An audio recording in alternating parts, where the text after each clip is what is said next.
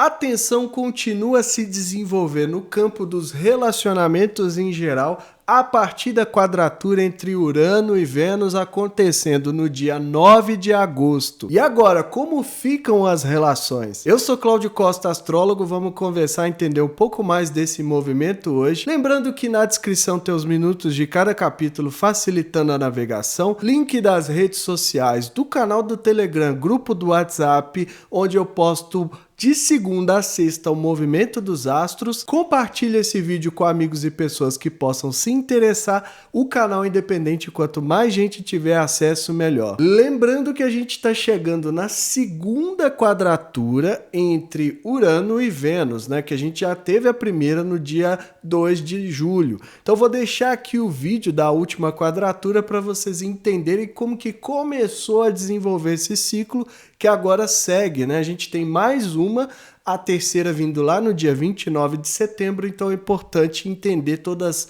essas três quadraturas crescentes porque vão ser necessários para desenvolver o ciclo. A Vênus representa os relacionamentos em geral, parcerias, acordos, finanças, moda, estética, beleza, né? Amor próprio, o amor que damos aos outros, a diplomacia, a harmonia, muita coisa que mexe, né, com a nossa cultura, com o financeiro, né, com as economias em geral. A Vênus está muito ligada aos mercados, às finanças, por isso tudo que acontece com ela é muito importante. E Urano vem com as rupturas, as rebeldias, transgressões, né, aquilo que muda sem que a gente se dê conta. É tão rápido, é um nível tão acima do que a gente está acostumado por ser um transpessoal, tá além da esfera individual, que às vezes a gente nem se dá conta de que a mudança aconteceu. Por isso que é chamado de ruptura ou desruptura, porque acontece de uma maneira imprevisível. E tudo isso afeta o campo dos temas da Vênus, né? Então, a partir de agora, né, não só a gente vai sentir ainda mais essa intensidade, principalmente porque a Vênus está retrógrada, eu não canso de lembrar isso. A gente já tem uma carga, né, diferente, um movimento diferente, que é o movimento da revisão, da gente estar nesse processo ali tentando entender melhor as relações e que pode levar a revisar muita coisa, a mudar, né, a nossa visão sobre muita coisa, sobre os relacionamentos que a gente já faz parte ou sobre aqueles que podem começar enquanto ela está nesse movimento de retrogradação. E com a carga do Urano vem ainda com mais energia, com mais intensidade, uma tensão que pode levar a términos, rupturas. Então é importante zelar, né, manter as antenas, os radares aí ligados no máximo para a gente captar aquilo que não precisa, entender que às vezes, né, vai precisar de um pouco mais de esforço mesmo. Como eu já tinha falado também, a Vênus e Urano, né, meio que a Vênus é filha de Urano, ela carrega um potencial de rebeldia, de transgressão, de inovação, né? É Afrodite para os gregos. Urano seria o pai. E essa interpretação é interessante porque mostra que a Vênus tem um quê a mais, de algo que pode ir além. Não só aquilo que ela recebe também do Júpiter, da beleza, da expansão, mas também da capacidade de trazer algo novo para os seus temas. Então, se a Vênus representa o feminino, é um indício muito grande de que a gente pode construir uma sociedade onde o feminino seja visto de forma diferente, de forma igualitária, né? Não só como um adorno, como uma beleza, como algo que é como se fosse um objeto de decoração, mas que tem o potencial de ser a real protagonista de tudo, porque se a gente para pensar, tudo vem do feminino, né? Todo princípio gerador ele é feminino por excelência. Então a gente precisa considerar essa Vênus, esse lado mais uraniano da Vênus, para que ela seja reestabelecida e colocada como, não só na visão da astrologia, mas na visão social, como deve e merece no seu lugar de direito. Então vamos dar uma olhada na mandala para a gente ver quais os outros potenciais estão desenhados ali, o que a gente pode aproveitar e entender dessas energias. Bom, essa é a mandala do momento em que Urano e Vênus formam a segunda quadratura do ciclo, né? Um ciclo que está em pleno desenvolvimento, e a gente vai ter agora uma intensificação das energias que foram desenhadas quando os dois fizeram conjunção lá no dia 30 de março. Acontecendo no dia 9 de agosto, às 8h08 da manhã, um mapa traçado mais uma vez aqui para contagem, de onde acompanha os movimentos astrológicos, né? A Vênus a 22 graus retrógrada no signo de Leão e Urano a 22 graus e 54 no signo de Touro, formando uma quadratura exata. Bom, a gente já falou um pouco dessa quadratura quando aconteceu a primeira, né, com um aspecto de tensão que obriga a gente a sair da zona de conforto, obriga a gente a desenvolver essas energias. E agora, mais uma vez, a gente precisa lidar com a energia transgressora, rebelde, né? Impulsionando a gente para ser mais livre nos temas da Vênus. Então, os relacionamentos em geral, as parcerias, acordos e finanças recebem todo esse potencial de Urano, o que deveria ser para a gente libertar. A diferença aqui, em relação à primeira vez que eles fizeram a quadratura, que foi lá no dia 2 de julho, é que agora a Vênus está retrógrada. Há ainda mais essa energia da revisão, né? Tá nessa fase aí que a gente está revendo todos os seus temas, a possibilidade da gente sair muitas vezes dos condicionamentos que o planeta impõe dentro daquilo que ele representa. Então, às vezes, um relacionamento que não esteja tão, né, sendo assim tão satisfatório, que a ótica vai ser a liberdade, né? Quanto mais liberdade a gente tem dentro da relação, menos tende a ser esse incômodo aí com a quadratura de Urano. Só que aqui também entra essa questão da revisão. Então, a necessidade de liberdade pode se tornar ainda mais latente nesse momento. E o que eu sempre falo é que a gente precisa pensar para não tentar resistir com unhas e dentes esse impulso de libertação. Como Urano é o grande quebrador de correntes da astrologia, o que acontece é que a gente sente essa vontade, sente essa estranheza, né, esse incômodo dentro daquilo que a Vênus representa, e que deveria ser para a gente ser mais livre, mais solto, né? Pelo menos lidar de uma forma menos apegada. Mas o que vem é a necessidade, a vontade ali de reprimir esse impulso, porque é estranho, é imprevisível. Ele está jogando a gente numa outra esfera que é desconhecida, então, portanto, assusta. E quando a gente fica assustado, a gente tende a correr para aquilo que era bem conhecido, para aquilo que estava bem certinho ali mapeado. Mas isso vem com um custo muito grande, porque a gente precisa se esforçar muito para conter essas coisas. E essa força que é feita para repressão, ela acaba causando outras questões também. Além disso, tem as questões financeiras, né? Porque a Vênus lida muito representa, na verdade, muito essas questões de mercado, economia, disso tudo que a gente dá uma importância muito grande por conta da materialidade. Com Urano, vai se tornar um pouco imprevisível, principalmente nesses dias, que a gente consiga os resultados esperados. Então, de um lado, a gente tem a retrogradação, né?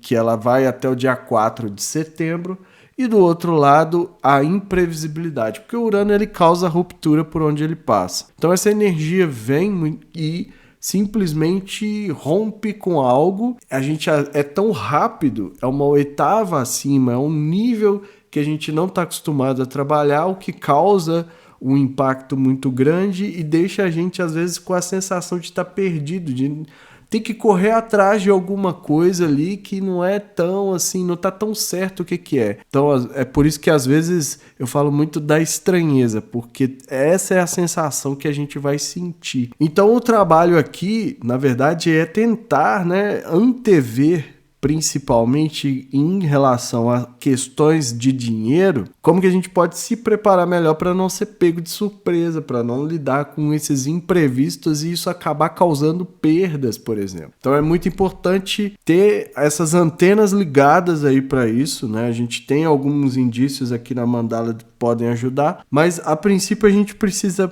olhar bem para esses pontos, principalmente fazendo todo o trabalho que já vem desde que ela entrou retrógrada, e aí no domingo ela vai encontrar com o Sol, vai ter a inversão, um movimento que é muito importante para Vênus, né? Tem um significado, uma simbologia muito grande. Então é trabalhar bem esse ponto, entender a retrogradação, ver como isso está manifestando, porque já tem alguns dias que a gente está com esse movimento e fica mais fácil da gente saber como que está materializando isso na nossa vida. E a partir dali vai adicionar uma nova camada, que é essa camada do impulso da liberdade, da rebeldia, da transgressão, de rupturas, de mudança, de tudo que era e passa a não ser mais. É isso que está sendo desenvolvido no ciclo. E também considerar como que foi a conjunção, o que vem desde o início ali, o que manifestou quando os dois fizeram aspecto de conjunção. Isso vai ser primordial para a gente entender o que está em desenvolvimento, para quando chegar o auge lá no dia 21 de dezembro,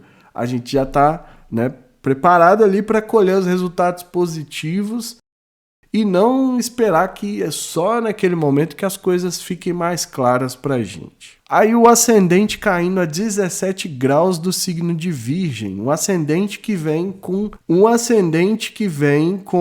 duas energias complementares, que é a conjunção com o Mercúrio, que rege Virgem, e a conjunção com Marte. O ascendente em Virgem pede que a gente tenha organização, método, estabeleça uma certa forma de rotina para lidar com os assuntos, com aquilo que a gente pode implementar. Aí vê que interessante, né? A gente está falando de ruptura, de imprevisibilidade, e tá ali o signo da organização, o signo que pode ajudar a gente a tentar, né? Porque a gente está falando de um movimento maior que é Urano. É um transpessoal, tá além da esfera individual. Mas a gente pode tentar organizar com essa energia de Virgem, principalmente o mental e o campo da ação. Então favorece, né? Eu vejo dessa forma, a gente tem uma energia ali que pode ser implementada. Só que quando eu falo da leitura do ascendente, não é que a gente precisa captar isso e aplicar de fato, colocar na prática, porque não adianta só falar, como o ascendente é um ponto de manifestação no nosso mundo, né? Assim como todas as casas. Então, o que está acontecendo nos céus, que são os aspectos, podem ser canalizados e materializados a partir desse tipo de visão. Então, pegar o signo ascendente e aplicar ali na prática para lidar com esses temas da Vênus com a energia de Urano pode ajudar. E também trabalhar bem o mental, a comunicação, as trocas, as interconexões e o campo da ação. Partir para a ação vai ser muito importante. E eu falei bastante aqui do Marte em Virgem, né? Qual a energia que a gente precisa considerar. Também tem um vídeo aqui no canal para quem quiser entender um pouco mais, porque isso vai ser importante para lidar com essa energia de Urano e Vênus. Aí, além disso, a gente tem o que? Lá no meio do céu, a bússola, né, desse aspecto, por quanto que vai durar, porque a terceira quadratura vem no dia 29 de setembro. Então, até lá, quando a gente estiver falando de libertação, de impulso, de ruptura nos temas da Vênus, relacionamentos em geral, parcerias, acordos, finanças, etc., a gente vai considerar essa mandala até que venha a próxima quadratura. Tá o signo de Gêmeos pedindo dinamismo, liberdade, né, espaço de circulação, capacidade de interconexão, de troca, estabelecer pontes e às vezes experimentar as situações de duas formas para a gente meio que fazer um balanço, né, classificando ali qual dos dois lados é melhor.